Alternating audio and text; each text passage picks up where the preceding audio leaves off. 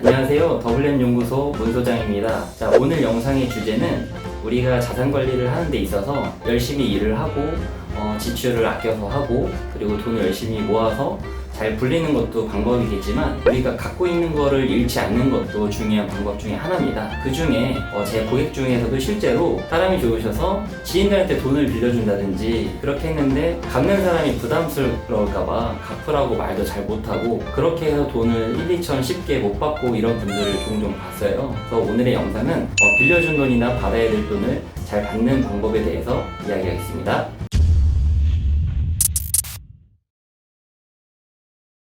자, 오늘은 신용정보 회사에서 실제로 오래 근속을 하고 계신 세안신용정보 신용관리사 피기수님을 모셨습니다. 반갑습니다. 안녕하세요. 반갑습니다.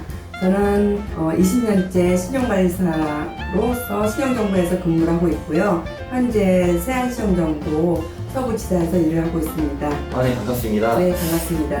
네, 외람된 말씀인데 네. 우리가 이렇게 영화 같은 걸 보면은 네.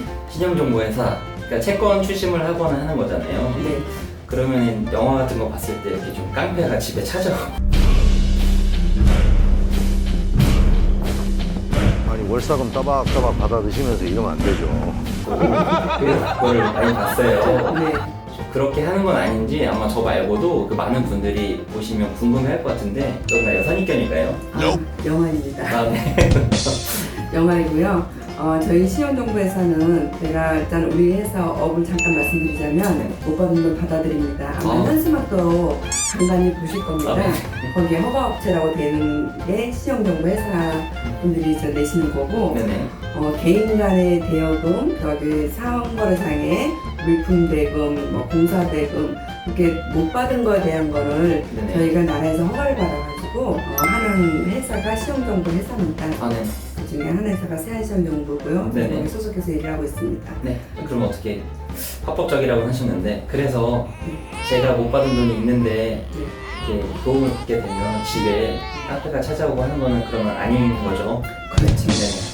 그렇게 하는 게 아니고 네. 저희가 의무를 받게 되면 그 순서대로 순위에 맞게 그 가이드라인 테두리 안에서 저희가 적법하게 일을 합니다. 일단 영화에서 나왔던 오해일 뿐 네, 요즘은 그렇게 일을 하지 않고 네. 국가에서 가이드라인을 만들어주는 선에서 일을 네. 한다는 네. 말씀이시죠? 맞습니다. 감사합니다. 걱정했어요. 그러면 이제 우리가 개인끼리 돈을 빌려주거나 뭐 하는 경우가 있을 것 같아요. 네.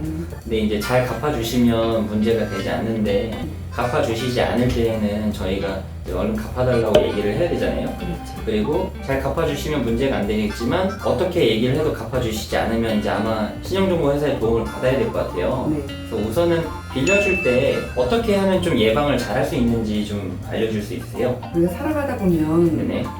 돈 거래를 부득이하게 해야 될 경우가 있어요. 어쩔 수 없이 빌려다 내가 돈이 있는 거 알면서 빌려다는데 그거를 또 못 빌려준다고 할 수는 없잖아요. 그렇죠. 그럴 때는 부득이하게 빌려줘야 될 경우에는 기본적으로 이제 현금은 절대 하면 안 되고요. 통장으로 이체를 하시고 차용증을 받으시는데 네네. 차용증이 지금 제가 샘플 하나 가져왔어요. 네, 지금 화면으로 네. 짧게 올라가고 있죠? 네. 네.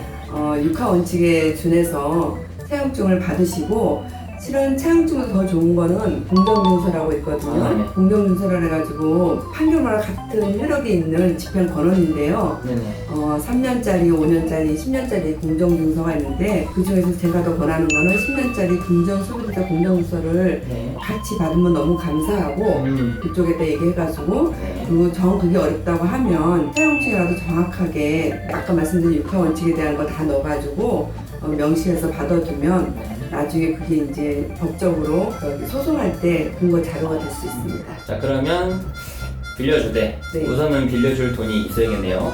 네. 빌려줄 돈이 있는 와중에 요즘은 다 사실 이체하고 온라인으로 하는 시대인데 네. 하필 그때만 현금으로 뽑아서 갖다 주거나 하는 거는 안 된다. 위험하죠. 그렇죠. 그리고 그런 와중에 차용증을 좀 써야 된다. 그리고 더 확실한 건 공증을 받아놓는 게 매우 좋다라고 정리가 되겠죠? 네, 네네. 공증서류는 판결문 돈하고 시간이 훨씬 더 공정증서가 없으면 나중에 결국 돈을 못 받았을 경우에는 소송까지도 가야 되는데 소송 가게 되면 시간이 네네. 시간하고 돈이 공정수에 훨씬 2배 이상 들어가기 때문에 네. 그래서 공정수를 받아주시면 또 그 받아주면 그 사람 상대방이 갚는다는 생각이 더 강하게 머릿속에 그렇죠. 인식될 겁니다. 그냥 달랑 태양주 써준 거하고 또 다르게 당장 나를 집행할 수 있겠구나, 어떤 법적인 행위를 할 수 있겠구나 하는 생각이 들기 때문에 갚을 수 있는 확률도 높을 겁니다. 그럼 공증에 대해서 얘기를 해주셨는데 네.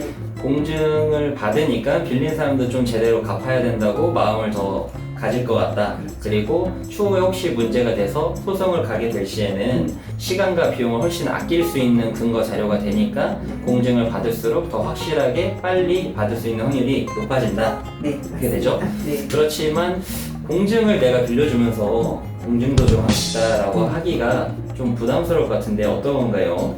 요즘은 네. 많이 보편화돼 있어 사람들이 일부러도 공소장만 당연히 써줘야지 하는 경우도 많습니다. 예전 같으면 이거 뭐 나한테 일부러 내가 안 줄까봐 이러냐 하고서 좀 불쾌하는 경우도 많은데 네네. 요즘은 그렇지 않아요. 네.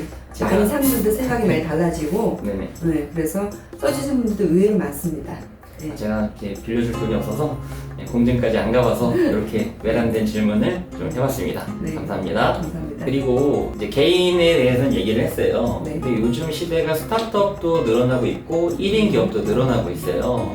근데 굳이 그렇지 않더라도 사업을 하실 때 내가 특정 서비스를 제공을 한 다음에 돈을 받지 못하거나 아니면 특정 물품을 납품을 한 뒤에 이제 대금을 받지 못하는 부분도 기업적인 측면에서는 못 받은 돈을 받아야 되는 상황이 생기는 거예요.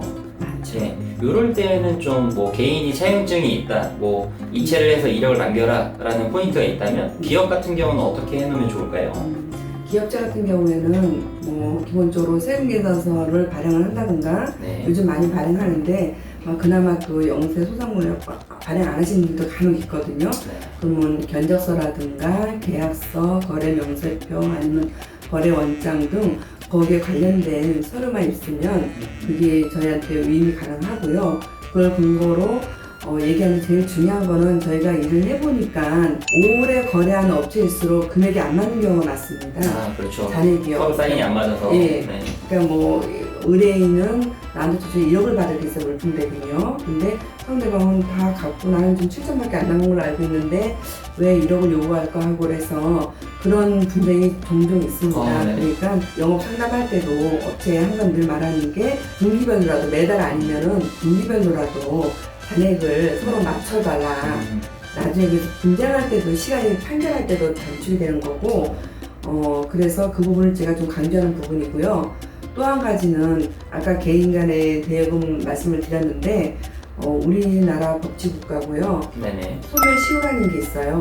시효가 있죠. 네. 그래서 공정주소는 아까 말씀드린 3년, 5년, 10년이 있고 네네. 개인 간의 대여금 차용증 같은 경우는 10년입니다. 네. 10년 안에 판결을 받아서 시효를 연장을 해야지만 되는 거고 예를 들어서 판결을 받아놓은 거가 네네. 지금이 2019년도인데 네네. 2008년도에 네네. 판결을 받아놨더라도 그게 10년이 넘었는데 그 효력이 발생되느냐, 그동안 10번도 한 장 안 받았는데 효력 발생 안 됩니다. 네.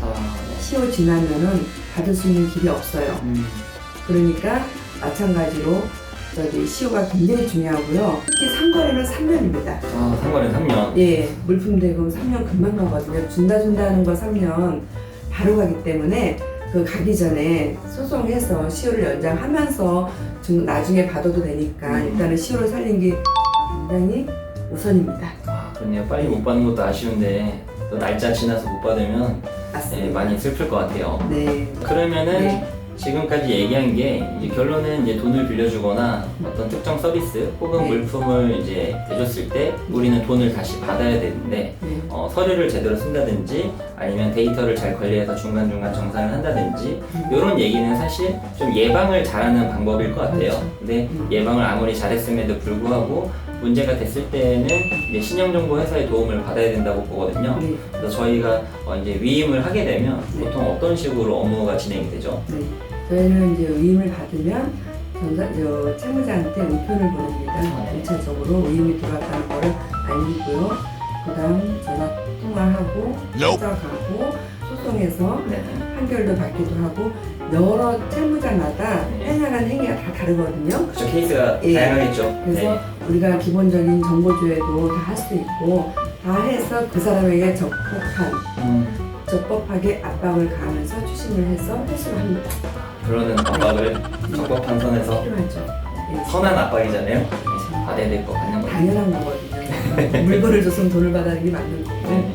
돈을 빌렸으면 받아야 되는 게 맞는 거고 그 원칙대로 합니다. 아, 알겠습니다. 정리를 한번 해보겠습니다. 자, 우리가 자산 관리를 하는 데 있어서 열심히 일을 하고 돈을 모으고 굴리는 것도 중요하지만 내가 누군가한테 돈을 빌려준다든지 특정 서비스를 제공을 하면 당연히 나중에는 그 대가를 받아야 되잖아요. 근데 그렇지 않을 때 문제가 생기고 문제가 생긴다면 내 자산 관리에 또 큰 영향이 생기는 거예요. 그러니까 예방 차원에서 서류라든지 데이터 관리를 잘 하시는 게 좋고 그렇지 않을 경우에는 신용정보 회사의 도움을 받으시면 되는데 저와 같이 이렇게 신용정보 회사에 대한 오해가 있으신 분들은 이제 아까 얘기했던 깡패가 오거나 이렇게 힘 좋으신 분들이 오는 게 아니니까 오해하지 마시고 자산 관리 하시는데 참고해서 도움이 되셨으면 좋겠습니다. 자, 오늘의 영상이 도움이 되셨다고 생각이 드시거나 제 유튜브를 응원해 주실 마음이 있으신 분들에게는 3, 2, 1. 구독과 좋아요 많이 부탁드리겠습니다. 감사합니다. 감사합니다.